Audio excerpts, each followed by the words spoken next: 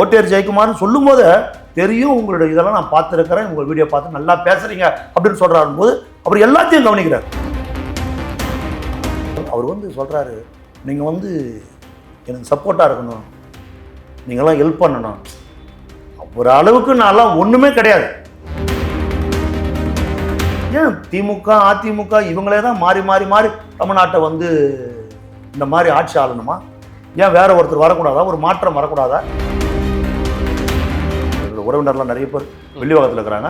ஆதவ அர்ஜுனாவுக்கு நிறைய செல்வாக்கு இருந்தது. தளபதி தலைவர் நிற்கும் போது அவருக்கு போட்டியே கிடையாது. தலைவர் எந்த தொகுதியில் நின்னாலும் கண்ணு கட்டின தூரம் அவருக்கு எதிரியா இருக்க மாட்டான். சென்னை வந்து தாவேகாவின் கோட்டை.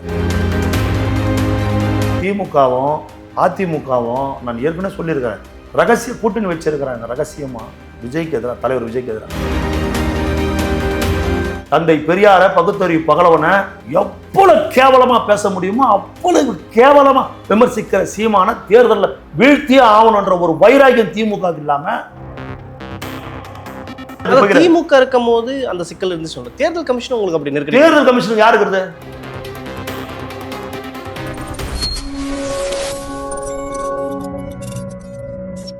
கலர் கண்ணாடி வாய்ஸ் நேயர்களுக்கு வணக்கம்.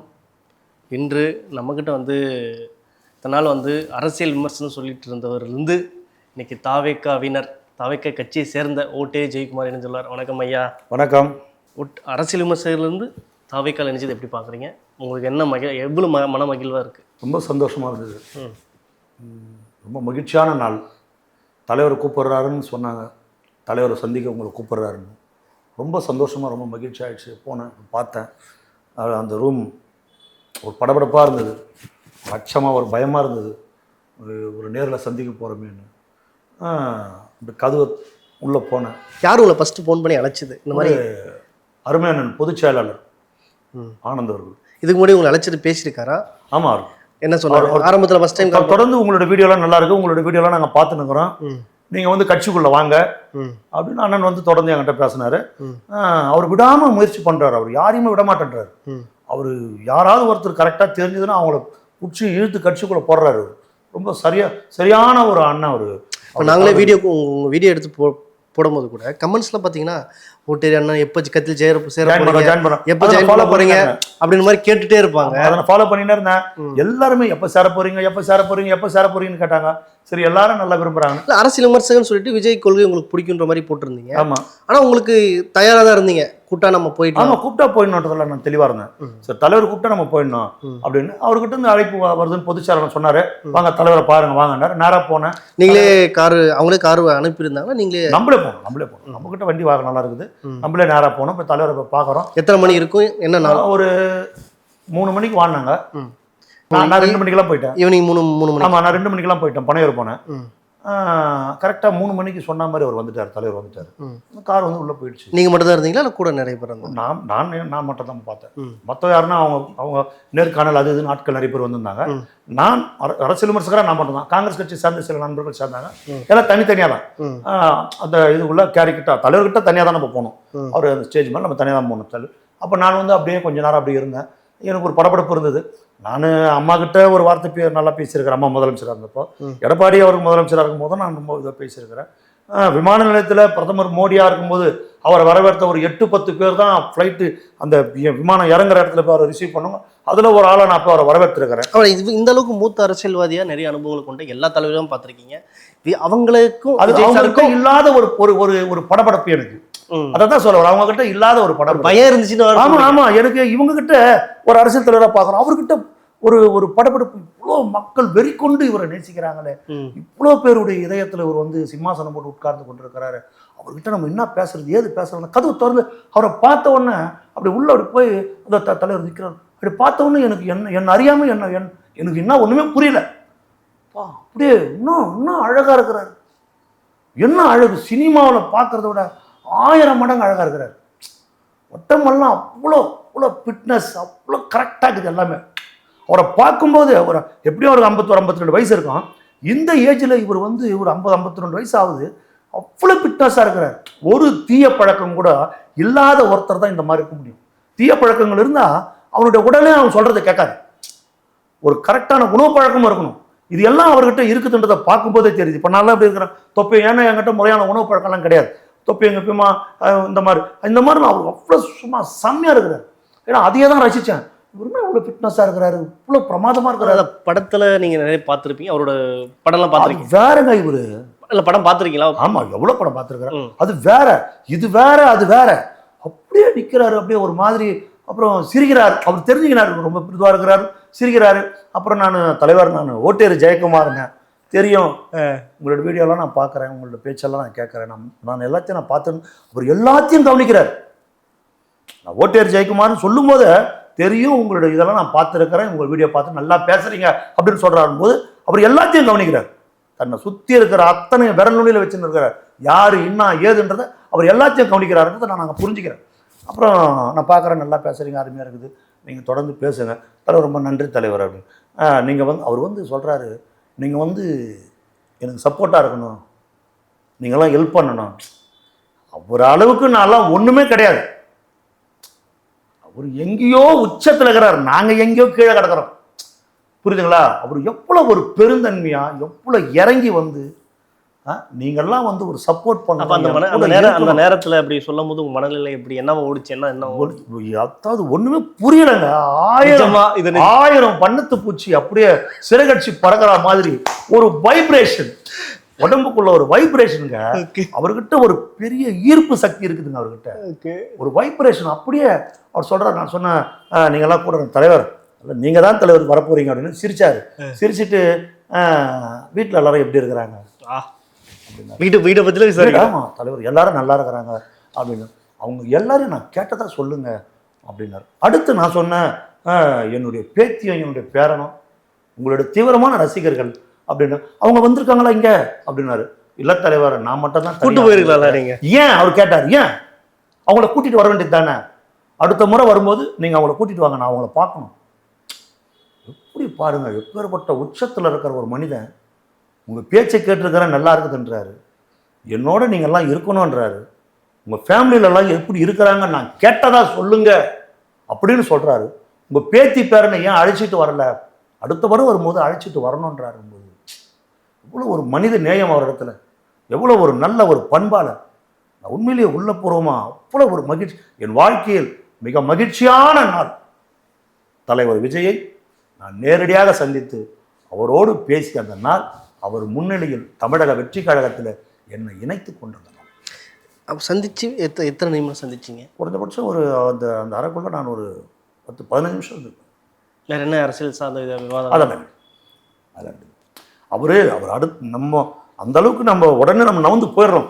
நம்மளுக்கு அவர் ஒரு மாதிரி மயக்கம் வர மாதிரி இருக்குது நம்ம. ஏன்னா எப்பா நம்ம இவருக்கு விஜய் அவர்கிட்டே பேசுகிறோமா, நம்மக்கிட்ட பேசுகிற ஒரு விஜயா அவர்கிட்டே பேசுகிறோம்.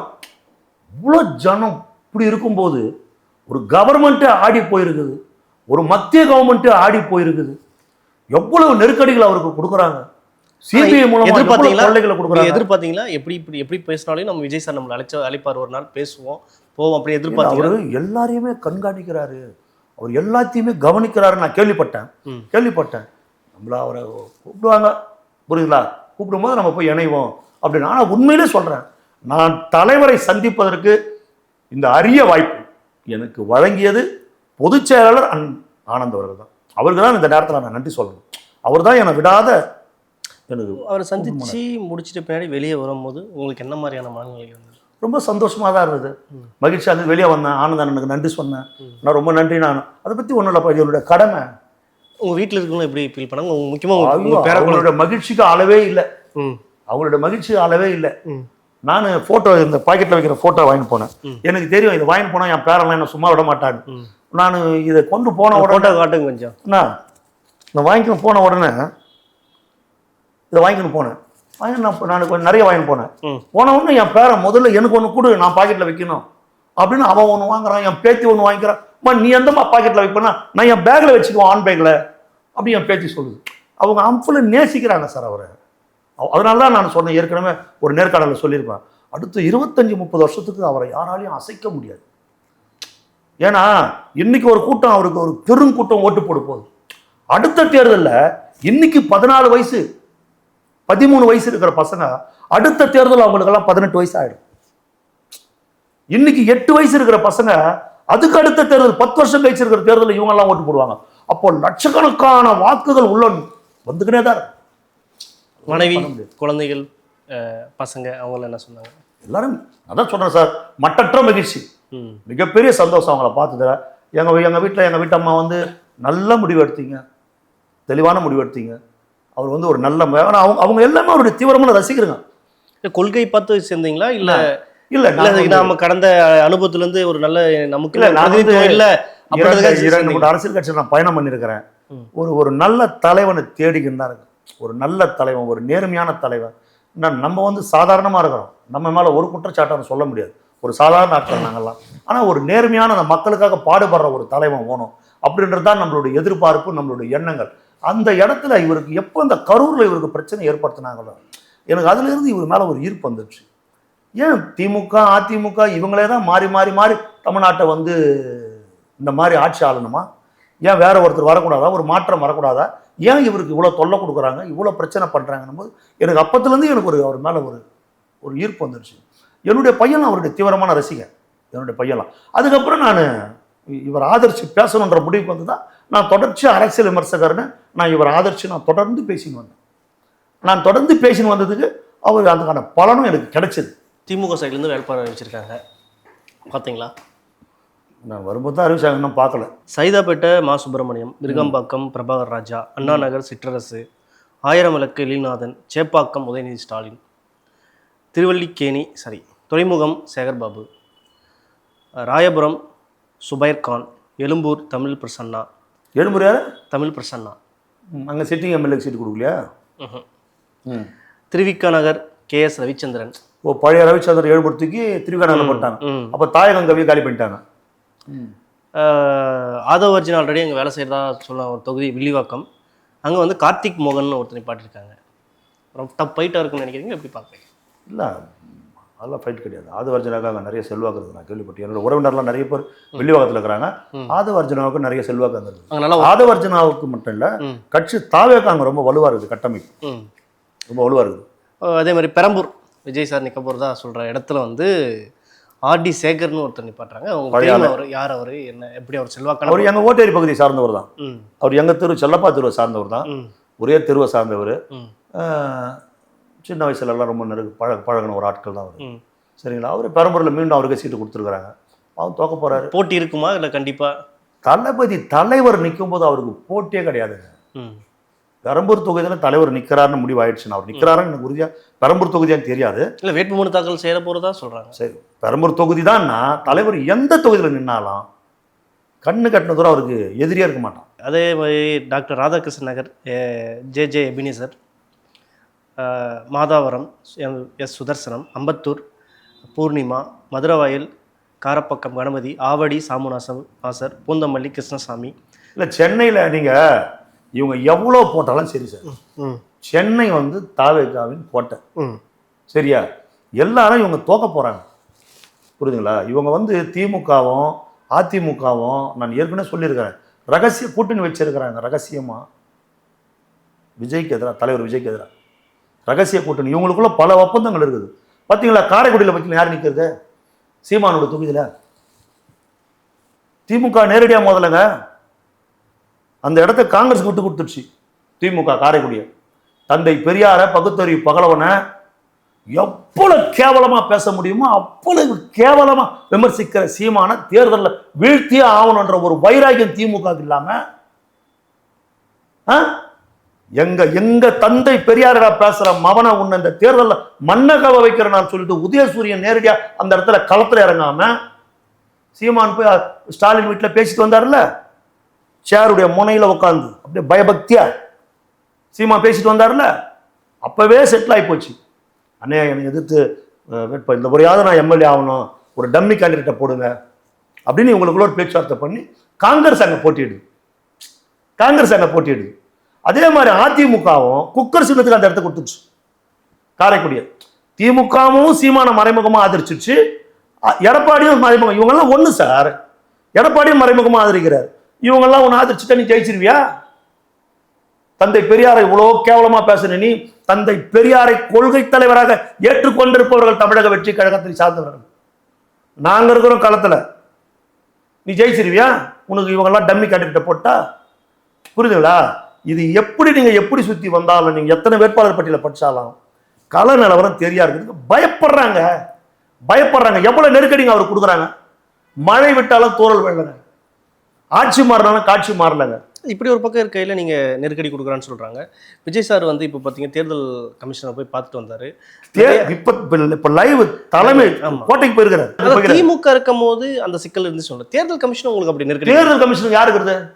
தேர்தல் ஆணையத்துக்கு எந்த அதிகாரிகள் இருக்கிறாங்க சொல்லுங்க? தேர்தல் ஆணையத்துக்குன்னு தனியா அதிகாரிகள் இருக்கிறாங்களா வேலை செய்யறதுக்கு? யாரும் கிடையாது. தேர்தல் ஆணையம் வந்துடுச்சு, நல்ல நேர்மையா இருக்கும்னு நினைக்கிறோம். இதுக்கு முன்ன இருந்த மாதிரி இருக்கும்னு இல்லையே. இந்த ஏசி தான், இந்த டிசி தான், இந்த கமிஷனர் தான், இந்த இன்ஸ்பெக்டர் தான், இந்த தாசில்தார் தான், இந்த கலெக்டர் தான், இந்த தலைமை ஆசிரியர்கள் தான், இந்த ஆர்வங்க தான், இந்த ஆர்ஐங்க தான். இவங்க தான் மொத்த தமிழ்நாட்டுடைய அதிகாரி தான். தேர்தல் ஆணையத்துக்கு தனி அதிகாரி கிடையாது. அதான் பிரச்சாரத்தை கடிதம் ஒன்று கொடுத்துருக்கீங்க, அது 84 கோரிக்கையை கொடுத்துருக்கீங்க, அது 35 தான் அனுமதிச்சிருக்காங்க, மீதி அனுமதிக்கலன்னும் போது நீங்க எப்படி பாக்குறீங்க இந்த விஷயம்? ஏங்க வேணும்னே பண்றாங்க. இந்த சிவாஜி படத்துல ரஜினிக்கு எவ்வளவு தொல்லை கொடுப்பாங்க பாருங்க. இது சரியில்லை, அது சரியில்லை, அது சரியில்லை, இது சரியில்லை, குழப்ப அளவுக்கு பண்ணிடுவாங்க பாருங்க. இங்க இருக்கிற முத்திரம் அங்க இருக்குது, அங்க இருக்கிற முத்திரம் இங்க இருக்குது, வேணும்னே பண்ணுவாங்க சார். அது ஒண்ணு இல்லை. இப்போ வரும்போது அண்ணா அறிவாலயத்துல இன்னைக்கு திமுக ஆட்கள் நிக்கிறான். ஏங்க ரோடே பார்க்கிங்க, அந்த ரோடே கார் நிக்குதுங்க, ரோடு பூரா கார் நிக்குதுங்க, போலீஸ் பாதுகாப்போட. இதெல்லாம் தேர்தல் ஆணையம் பார்க்காதா? இதுவா மற்ற கட்சி நிக்க முடியுமா? தாவேக்கா நிக்க முடியுமா? அந்த மாதிரி ரோட்ல காரை வைக்க முடியுமா? இந்நேரம் அந்த மாதிரி நிறுத்தினா போலீஸ் அவர் கண்ணில் விளக்கண் ஊற்றி ஓடிட்டு இருப்பாங்க. அவ்வளவு வண்டி நிக்குது. சட்டத்தை மீறுறாங்க இவங்க. சட்டத்தை அரசு இயந்திரத்தை தவறா பயன்படுத்துறாங்க. அதனாலதான் இப்ப தலைவர் பெரம்பூர்ல பேசணுன்றாரு. 48 மணி நேரத்துக்கு முன்ன அனுமதி கேட்கணுன்றாங்க. 48 மணி நேரத்துக்கு முன்னாடி இவங்க அனுமதியை வாங்கிட்டாங்க, அனுமதி கேட்டாங்க, போட்டாங்க. இவர் அந்த இடத்த கேட்கறாரு, பர்டிகுலர் இடத்த உடனே மடமன்னு கார்பரேஷன் ரோட பள்ளம் போடுறான். பள்ளம் போட்டு 4 பேரிகாட்டை சுத்தி வைக்கிறான். அதுக்கப்புறம் போலீஸ் சொல்றான். ஏன்னா தேர்தல் ஆணையத்துக்கு நம்ம அனுமதி கேட்டா கூட அவங்க போலீஸ, ஃபயர் சர்வீஸ, இபி டிபார்ட்மெண்ட்டை சார்ந்தவங்கள, பொதுப்பணித்துறை எல்லாமே என்ஓசி கொடுக்கணும். உடனே போலீஸ் என்ன சொல்றான், இங்க இந்த மாதிரி வேலை நடந்துக்குது, பள்ளம் போட்டுருக்காங்க, பேரிகார்ட் போட்டுருக்காங்க, இங்க 3000 பேர் கூட முடியாது, அதனால அனுமதிக்க முடியாது. அதுக்கப்புறம் வேணும்னு திட்டம் போட்டு பண்றாங்க. இவர் பயந்து போயிட்டாங்க, பயந்து ஒத்திரி போயிட்டாங்க. விஜய் வராரு, தலைவர் வராரு, பெரம்பூர்ல முல்லை நகர்ல பிரச்சாரத்தை ஆரம்பிக்கிறாரு. அப்படியே குளத்தூர் டச் பண்ண போறாரு, வில்லிவாக்கத்தை டச் பண்ண போறாரு, அப்படியே அவர் அண்ணா நகரை டச் பண்ண போறாரு. சென்னை ஒட்டுமொத்த சென்னையை ஸ்தம்பிச்சு போயிடும். மக்கள் வெள்ளம் அல்ல பாயும், ஒண்ணுமே பண்ண முடியாது. நம்மளால ஒண்ணுமே செய்ய முடியாது. பயந்து போய் ஆடி போயிருக்கிறாங்க. இன்னைக்கு அவர் ரொம்ப கோபம். அவர் பொறுமைக்கும் ஒரு எல்லை இருக்குதுங்க. இன்னைக்கு போய் தலைமைச் செயலரை பார்க்க போயிருக்கிறார். இவ்வளவு எனக்கு அனுமதி கொடுக்காம வேணும்னு இப்படி பண்றாங்க. இதை சொன்னா அதன்றாங்க, அதை சொன்னா இதுன்றாங்க, வேணும்னு தொல்லை கொடுக்குறாங்க. ஒரு ஜனநாயகத்துக்கு தடை ஏற்படுது, எல்லாத்துக்கும் தடை ஏற்படுறாங்க சார். எல்லாம் அதிமுக, எடப்பாடி எல்லாம் பேசி வச்சிருக்கிறாங்க. நமக்குள்ள அட்ஜஸ்ட் பண்ணிக்கலாம். நம்ம அதிகாரிகள் நம்ம சொல்றதான் கேட்பாங்க. விஜயை மட்டும் எல்லாம் சேர்ந்து பொதுவாக எதிர்ப்போம், அவரை விட்டுறக்கூடாதுன்றாங்க. ஒரு பொறுமை தான். அதுக்கப்புறம் தலைவரை அப்புறம் நேரம் வண்டி மேல இருந்து வெளியே வந்துருவார். பார்க்கலாம் 2 பார்க்கலாமா? புரியுதுங்களா? பயம். அவருக்கு இருக்கிற அந்த மக்கள் செல்வாக்கை பார்த்து பயந்து போயிருக்கிறாங்க எல்லாரும். சரி, ஓகே சார். நிறைய தகவல் பகிர்ந்துட்டு மற்றொரு சேர்த்து நன்றி.